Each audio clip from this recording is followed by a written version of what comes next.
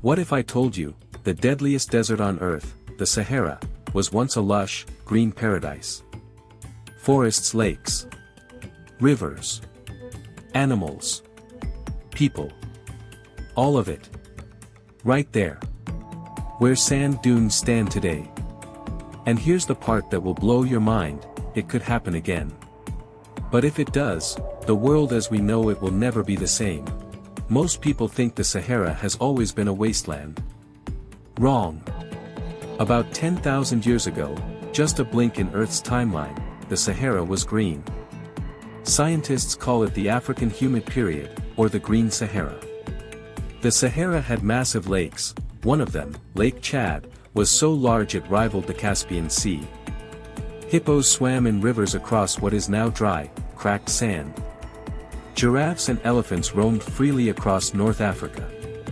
Ancient humans painted cave art on rocks in the middle of what is now the Sahara, showing cattle, swimmers, and lush grasslands. Pause. And then, something shifted. The Earth's axial tilt changed, just slightly. The monsoons moved south. The rain stopped. And within a few thousand years, one of the most fertile regions on Earth became the world's largest hot desert, 9.2 million square kilometers of scorching, lifeless sand. But here's where it gets really interesting. Scientists believe the Sahara follows a cycle, roughly every 20,000 years, it flips between green and desert. Which means, we might already be overdue for the next green Sahara. Now imagine, what happens to our world if the Sahara turns green in our lifetime? Pause. Here's where things get absolutely wild. The Sahara doesn't just sit there doing nothing. Right now, it feeds the world, and not in the way you'd expect. Every year, the Sahara sends millions of tons of dust across the Atlantic Ocean, all the way to the Amazon rainforest. That dust is packed with phosphorus, a mineral the Amazon needs desperately to survive. The Amazon, essentially, is fertilized by the Sahara. If the Sahara turns green, that dust stops. The Amazon starts to starve. And the Amazon produces 20% of the world's oxygen. So a green Sahara could slowly suffocate the Amazon. But wait, it doesn't stop there. A green Sahara would absorb massive amounts of CO2. Climate scientists say it could remove up to 50 billion tons of carbon from the atmosphere.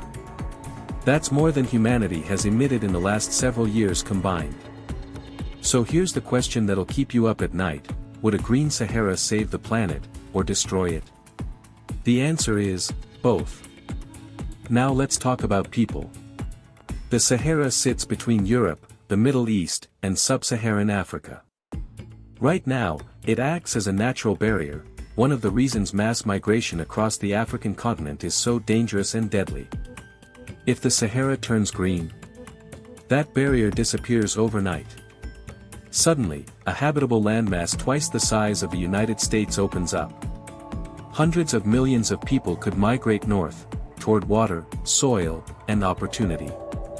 New cities would rise in the middle of what was once desert. New nations could be born. Trade routes that don't exist yet would reshape the global economy. And the countries that currently own the Sahara, Algeria, Libya, Mali, Niger, Chad, and Sudan, they would sit on the most valuable land on Earth. But here's where the geopolitics explode. Who owns a green Sahara? The current governments? International investors? The millions of people who would flood in? History tells us what happens when incredibly valuable land suddenly becomes available. Wars. Colonization. Exploitation. We've seen this playbook before. And the world powers, they're already watching. Here's the twist nobody's talking about. We might actually be triggering the next green Sahara ourselves, right now, through climate change.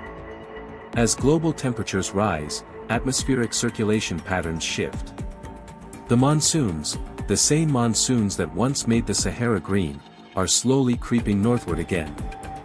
Some climate models suggest that by 2050, parts of the Sahara could begin receiving regular rainfall.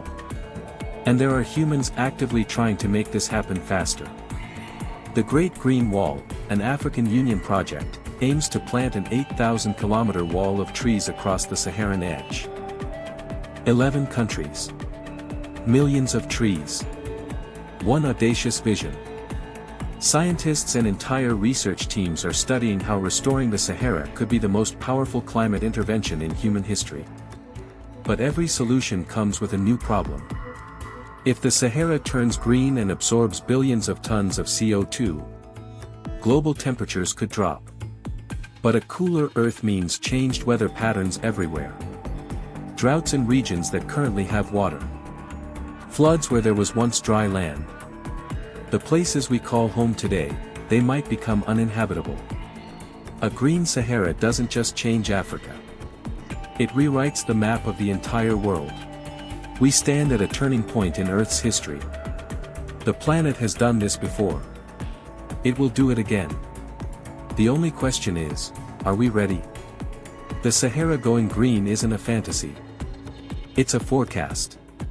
And whether it saves civilization or shakes it to its foundation, depends entirely on what humanity does next. Pause.